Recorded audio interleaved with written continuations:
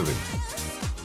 Continuamos nosotros a través de nuestro portal austral, de nuestra 94.9, en jornada de miércoles 17 de junio. Ya tenemos en línea a Carlos Godoy, diputado de Río Turbio también, para dialogar con nosotros, diputado provincial, diputado por pueblo por lo que es Río Turbio. Vamos a hablar con Carlos Godoy, que ya está en línea para consultarle algunas cosas. Carlos, ¿cómo estás? Bienvenido, te saluda Gastón, Carlos Murúa y todo el equipo del portal austral desde Caleta Olivia. ¿Cómo estás?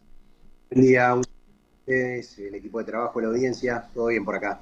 Bien, bueno, Carlos, en primer lugar, consultarte acerca de lo que fue la post-sesión, ¿no? Una sesión que dejó el pase a comisión directamente de lo que es el proyecto por el endeudamiento que presenta el Poder Ejecutivo Provincial. Contanos un poco qué pasó en el después. Escuché atentamente la locución de Daniel Peralta, ex gobernador de Santa Cruz, también un poco haciendo un reconto y una alocución interesante, ¿no?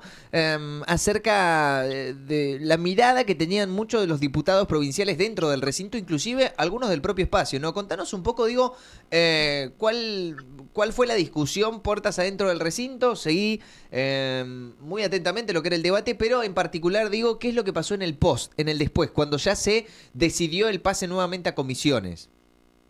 No, en el post no pasó casi nada, pero me gustaría llevar hasta ese momento de la sesión extraordinaria, porque bueno, primero en ningún momento, y esto para aclarar a la sociedad, en ningún momento desde el ingreso de este proyecto de ley a la Cámara de Diputados, en ningún momento tuvo la mayoría, en ningún momento tuvo el 2/3 que era necesario para poder avanzar y que este endeudamiento en dólares pueda ser aprobado, en ningún momento lo obtuvo. Recordad que este proyecto estaba siendo tratado en comisiones, recién iba por la primera comisión de asuntos constitucionales y después tenía que pasar por otras dos comisiones. Esto nunca sucedió, por eso también nos sorprendió que se haya llamado a una sesión extraordinaria. Esta sesión extraordinaria lamentablemente dejó expuesto al gobernador en la debilidad política que va teniendo hoy por hoy, que nosotros no queremos que esto suceda porque necesitamos un gobernador fuerte que tome decisiones y que avance en diferentes dificultades que está teniendo con la administración pública y que sea la prioridad esa. Entonces, ¿No crees que hoy sea fuerte la imagen del gobernador? no, primero creo que a lo que lo expusieron a esta sesión extraordinaria sin tener la mayoría, que seguramente ellos no querían que el proyecto de endeudamiento vaya a archivo, eso hubiese sucedido si se avanzaba en la votación, ellos como mucho con algún tipo de artilugio, tratando de convencer en algún cuarto intermedio, podrían haber conseguido hasta 14 manos, hasta ese momento tenían 13, 12, digamos a los fundamentos de que en el proceso de comisiones varios de los diputados oficialistas dijeron que tenían que cambiar el texto, que habían solicitado otras obras. El texto que nosotros íbamos a discutir ese día era el mismo que había ingresado en el primer momento porque no se había avanzado en la discusión en las comisiones y el texto alternativo lo tenían que avanzar quizás los diputados del oficialismo que estaban solicitando otras obras para sus localidades, que habían consultado sí con los intendentes, y esto no pasó. Entonces, para dejar bien en claro que alguien le mintió al gobernador o que tenía las manos para aprobarlo ese viernes, o pensó que quizás yendo ahí con el discurso que tuvo nos iba a convencer, que es un discurso vago, porque nosotros tenemos un fundamento sólido cuando decimos, bueno, ¿qué es lo que pasó con el retiro de YPF? Que todavía no da explicaciones porque son más de 200 millones de dólares que no sabemos cómo se gastó, cómo se distribuyó. El Fondo Unirse que para la cuenca carbonífera se habían planificado a partir del 1 de mayo del año pasado entre 5 o 6 horas y no se ejecutó ninguna, no se licitó ninguna. Entonces, y lo que se especifica es que quizá entre el 20 y 25% de ese fondo se ejecutó. Hay una herramienta que se le terminó habilitando, que es en el presupuesto 2026 de endeudamiento en pesos, y que eso también iba a ser para gasto corriente, para paritarias, y eso no sucedió. Ya vamos mitad de año y se sigue discutiendo las paritarias de la administración pública. Entonces, llegar a este momento, una sesión extraordinaria, donde habían medidas de fuerza, también remarquemos esto, medidas de fuerza, sobre todo de la fuerza de seguridad. Habían dos fracciones, porque se reunieron fracciones a favor del endeudamiento con colectivos que llegó de Caleta Olivia, de Río Turbio y de otros lugares de la provincia, lleno de militantes, funcionarios y demás, colectivos pagados por el gobierno provincial, viáticos y todo lo que conlleva eso, en un momento de crisis, según lo establecido por el gobierno provincial. Y por el otro lado, gente que iba a decir no al endeudamiento. Entonces ahí, donde no se garantizaba la seguridad, teníamos esta situación donde nosotros decíamos, bueno, si nosotros tiramos el debate, podía llegar a suceder cualquier cosa en la Cámara de Diputados. Entonces, cuando ellos piden un cuarto intermedio para analizar obra por obra, era una locura, no iba a pasar. Bien. Entonces, Recién, se fueron. Sí. Recién decías, lo expusieron a alguien / algunos le mintieron. ¿Quiénes crees que son? Los funcionarios que están llevando algún tipo de diálogo con algún intendente, con algún diputado y demás, y le habrán dicho, bueno, estamos tranquilos, va a avanzar este proyecto de ley. Pero seguramente no le están diciendo que el texto todavía no fue modificado, que las obras todavía no están cerradas, pero ahora tampoco son la discusión, que eso es fundamental. La discusión no tiene que ser obras sí, obras no. Todos queremos obras. En la provincia de Santa Cruz es fundamental que se reactive la economía, y la reactivación de la economía se tendría que haber dado desde, por ejemplo, el Fondo Unirse del año pasado, porque plata para eso hay, está en plazo fijo y no se está moviendo. Entonces de ahí se podría haber reactivado la economía. Bueno, dinero que todavía falta de la represa, que en cualquier momento dicen, bueno, se va a activar esa obra nuevamente. Entonces, esa alternativa de obra pública, por ese lado se podría llegar a dar. Nosotros además no le decimos no a las inversiones que ingresaron por la ventana, eso también hay que decirlo. Cuando ingresa el anexo a la Cámara de Diputados, en primera instancia no estaba la inversión de la usina 21 mega y la compra de la locomotora. Después, lo expresé en varias oportunidades, uno cree que esas obras también surgieron y fueron incluidas en los listados como para decir, bueno, a ver, condicionemos a las manos de la cuenca carbonífera, a los 3 diputados de la cuenca carbonífera. Nosotros no estamos en desacuerdo con ese tipo de inversión, pero también la prioridad dentro de la cuenca carbonífera es la usina 240, y también entender que es una empresa nacional, que quienes tendríamos que estar todos unidos para poder pelear y no ser sumisos ante el gobierno nacional. También es fundamental decirlo. A mí no me gusta un gobernador que parezca fuerte ante la Cámara de Diputados, pero sumiso a nivel nacional. Entonces, vayamos todos juntos al gobierno nacional y exijámosle al gobierno de Milei un montón de obras que están faltando en la provincia, de dinero que no llegó más a la provincia de Santa Cruz, inversiones que tendría que venir a ICRT. Entonces, yo no estoy conforme cuando se votó la ley base y dijeron para el yacimiento ICRT es el mal menor. Tuvimos en desacuerdo. Carlos, hay también una aprobación de un endeudamiento por parte de la legislatura para el gobierno provincial en el que se dio que se aprobó el año pasado. ¿En qué estado? ¿Qué es lo que se dice desde el gobierno provincial en relación a eso, ¿no? Porque, bueno, pareciera que la única intención, y me parece que esto tiene que ver también con un pedido del gobierno nacional, es el endeudamiento en moneda extranjera. ¿Qué pasó con esa aprobación del endeudamiento en pesos? Todavía nada, no llevaron adelante esa herramienta que justamente, esto también hay que decirlo, ahora bien es como que tenemos que reivindicar a nuestros compañeros que acompañaron ese endeudamiento en ese momento, que quizás fueron criticados, pero ahora es la herramienta que estamos diciendo, bueno, utilicen esta herramienta y no nos endeuden en dólares, que se va a terminar pagando en 15 años, los dólares no van a venir a la provincia de Santa Cruz, esto dicho por el ministro de Economía, van a venir pesos, pero sí tenemos que devolverlo en dólares, un dólar totalmente pisado y planchado, y que en el momento que el gobierno nacional decida sincerar el precio del dólar, esa deuda va a ser impagable. Entonces, obviamente que para ir a la pregunta concreta que me hiciste, la herramienta de diciembre que fue aprobado en el presupuesto, no la están llevando adelante, no la están ejecutando, porque dice que eso, digamos, no le estaría alcanzando. Pero los números sobre la mesa están faltando. Explicar qué es lo que sucedió con cada uno de los ingresos de dinero a la provincia de Santa Cruz también es fundamental que nosotros lo solicitemos y que lo exijamos. Esa discusión nunca fue saldada, entonces por eso tampoco se pudo avanzar en las diferentes comisiones.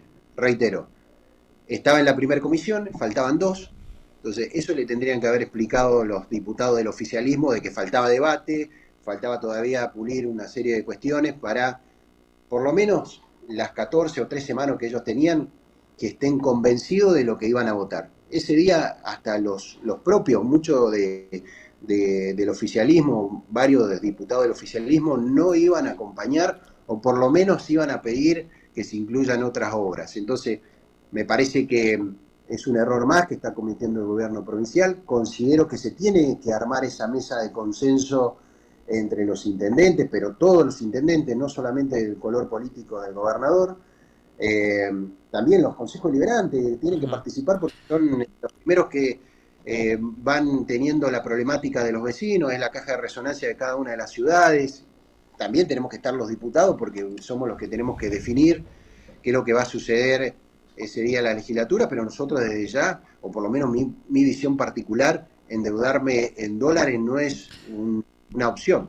¿Qué cambios tendrían que hacerse, Carlos, en tu opinión, para que esto pase, ¿no? Me parece que la cuestión del consenso también es importante, teniendo en cuenta de que, y en esto creo que el gobierno provincial también tiene algo de razón, en otros momentos se han utilizado herramientas como el endeudamiento, ¿no? O el pedido de algún empréstito para cumplir con determinadas obligaciones. Pero ¿qué modificaciones pensás que se tendrían que hacer para que sea un proyecto de ley potable?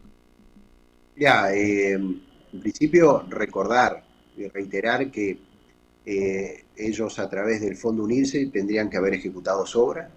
Eso es fundamental remarcarlo porque eso hubiese hecho que circule, que gire la economía de la provincia de Santa Cruz. No lo hicieron.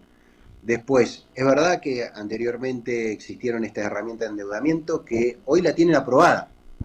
Hoy el gobierno provincial tiene aprobada una herramienta que fue en el presupuesto 2026, en diciembre, y hasta el momento no avanzaron con eso. Entonces la herramienta la tienen, nosotros para decir, bueno, queremos las obras que se puedan realizar en ICRT, en la empresa.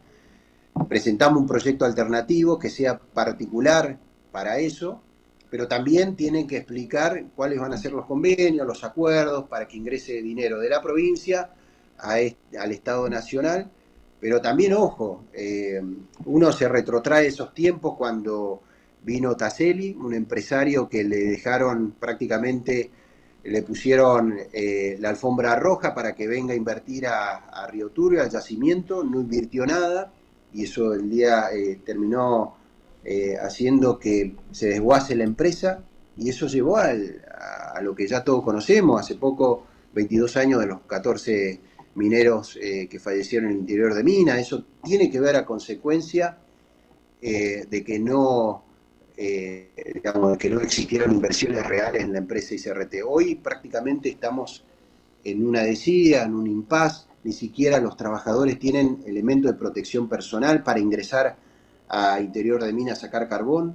Y obviamente nosotros queremos ese tipo de inversiones, queremos que se discute de otra manera, que esté involucrado el interventor, porque el interventor tampoco estuvo en la reunión tomando decisiones si realmente la prioridad es la usina 21, la locomotora. La comunidad en general lo que dice es, necesitamos la usina 240, porque lo que extraen los trabajadores mineros necesitamos que se queme en la usina y que se genere energía. Eso es fundamental. La unidad económica es lo que se peleó por años, por décadas, y nosotros no vamos a bajar esa bandera que nos dejaron nuestros pioneros, nuestros abuelos.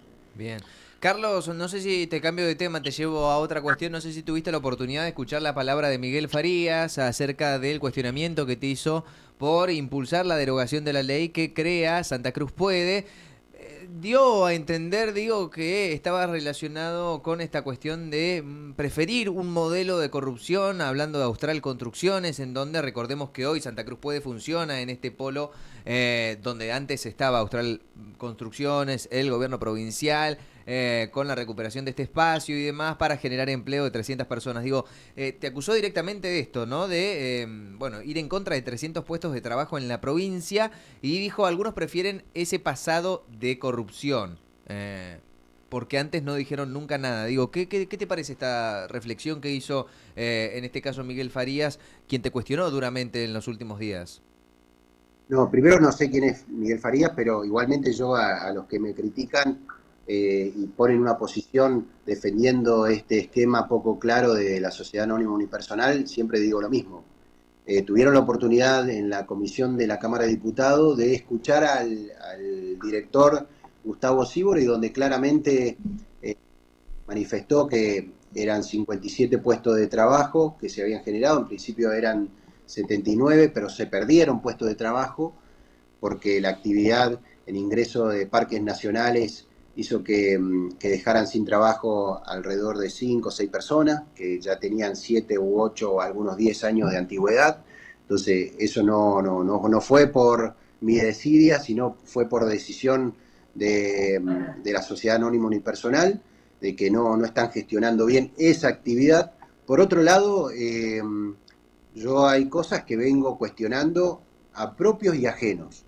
Al gobierno peronista y al gobierno de Vidal lo vengo cuestionando hace años. Yo tuve la oportunidad de hacer 3 gestiones concejal. Siempre fui muy objetivo con mi posicionamiento, pensando que los que nos llevan a ocupar un lugar de relevancia son los vecinos, no son los funcionarios, y no tenemos que ser obsecuentes a los funcionarios. Entonces, yo siempre fui bastante crítico, y más con lo que fue esta actuación es poco clara también de Austral Construcciones. Bueno, yo lo que dije es claro: si se utilizó dinero del Estado provincial para adquirir ese predio, que lo utilice la provincia de Santa Cruz. Pareciera que, y esto es una obviedad, es fácil ser un empresario exitoso con el dinero del Estado.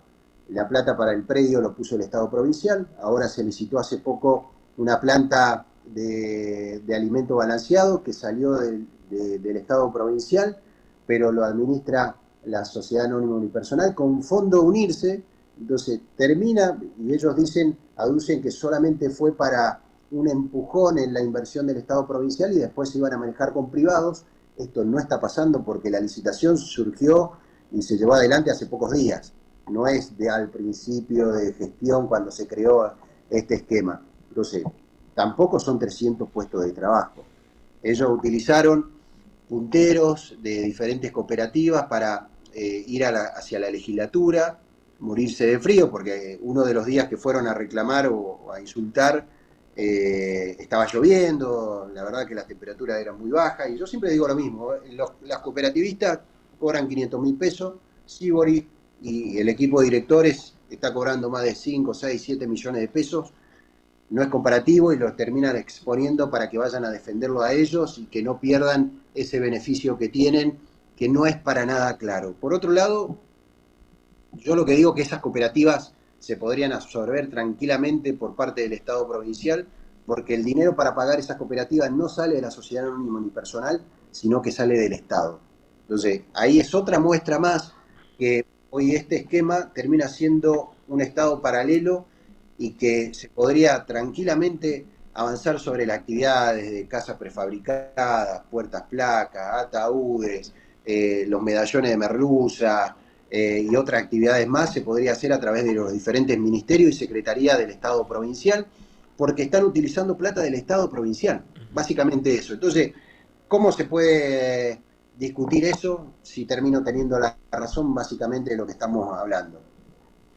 Carlos, quería llevarte para la discusión política. Se ha confirmado en los últimos días, ¿no?, la presentación de 3 listas, de avales de 3 listas para las elecciones internas del Partido Justicialista. Vos pertenecés al espacio de Pablo Grasso. Te pido una reflexión y cuál es tu análisis sobre esta situación, ¿no?, que se da. No, bueno, siempre a favor de que existan internas. Esto también entendemos que al existir este tipo de interna, ojalá que no hayan herido. Esto es mucho pedir porque siempre pasó que después de las internas termina habiendo sectores que terminan siendo los perdedores y que, bueno, en definitiva lo que nosotros necesitamos el año que viene, primero, tener un proyecto superador al que estamos teniendo en la provincia de Santa Cruz y también a nivel nacional, que es de ajuste. Lo que está pasando a nivel nacional lo vemos a nivel provincial, es un espejo de lo que pasa. Entonces, no significa que nosotros, porque hayamos ganado las elecciones a legisladores el año pasado, ya tenemos ganada la elección el 2027. Entonces, una vez que termine esta interna, tenemos que reorganizarnos, tenemos que seguir trabajando sobre una propuesta superadora, siempre entendiendo cuáles fueron los errores que cometimos en las gestiones anteriores y por eso llegó un Milei a nivel nacional y un Vidal a nivel provincial, siempre una autocrítica sobre eso y bueno, avanzar sobre, una vez que tengamos los representantes a nivel provincial, sobre los diferentes esquemas en las diversas localidades. Y a nivel nacional, qué te parece, digamos, la discusión que se viene dando entre diferentes sectores, ¿no? Me parece que hay también una discusión sobre el rol que tiene, por ejemplo, la expresidenta Cristina Fernández de Kirchner, eh, bueno, ¿no? Y obviamente también con algunos gobernadores que están teniendo un rol por ahí particular en cuanto a su relación con el gobierno nacional.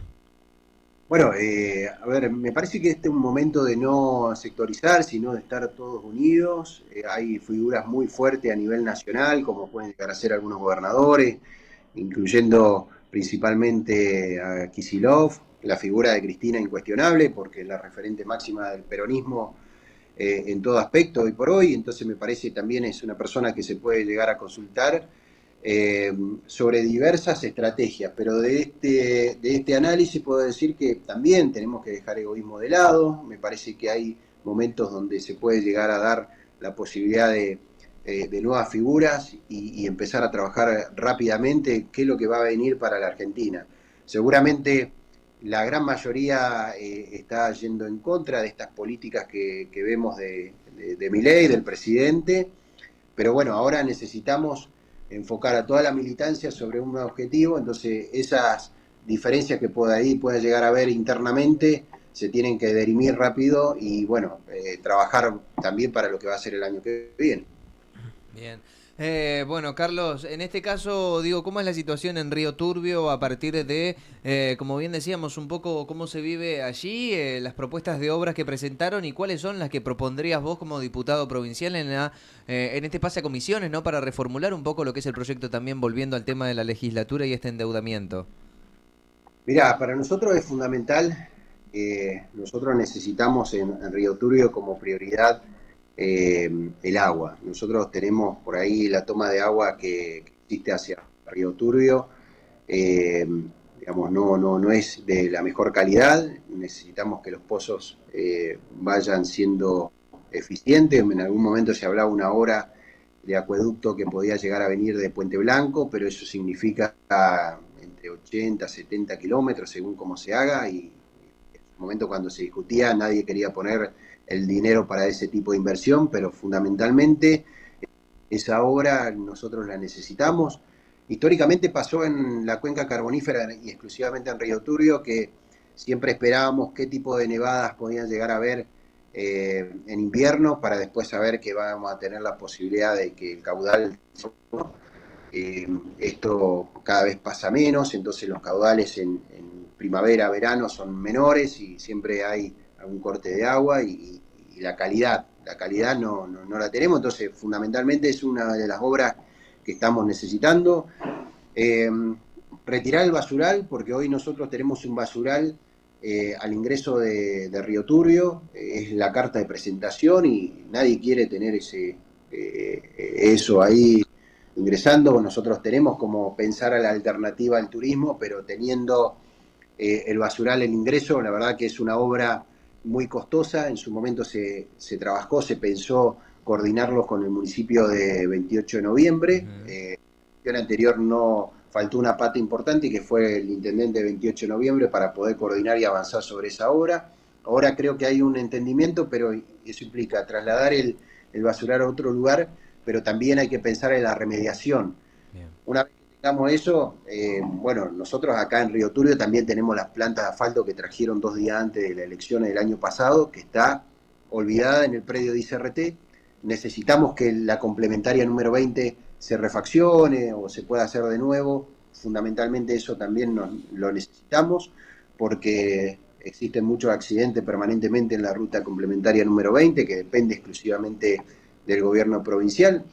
Muchas de estas cosas también uno siempre trata de ser objetivo. No viene de ahora, no viene de los 2 años y medio de la gestión de Vidal, pero también uno dice, bueno, el gobernador llegó porque prometió que en poco tiempo íbamos a ser Disney, y esto no sucedió. Entonces, de ahí viene también la crítica hacia el gobernador, donde prometió un montón de cosas, que los docentes iban a ganar como petroleros, que bueno, iban a haber obras por todos lados, y bueno, y esto no está existiendo. Entonces, desde ahí nosotros las prioridades, básicamente lo que te vengo marcando es lo que coincidimos la mayoría de los habitantes de Río Turbio y también la usina de 240, que si bien no depende exclusivamente de la provincia de Santa Cruz, depende de Nación, inversiones de Nación, también es prioridad absoluta para nosotros los habitantes de esta zona. Bien, bueno, era un poco eso, era un poco tener tu palabra en estos días también para, bueno, comentar cómo fue el post de estas cosas y salir también a aclarar algunas otras como siempre. Carlos, muchas gracias por tu tiempo, gracias por la disposición que tenés para hablar y bueno, ya cuando tengas mayores novedades, por favor, hacenos llegar todo este tipo de cuestiones modificatorias del proyecto y demás, como siempre, muchas gracias. No, muchas gracias a ustedes.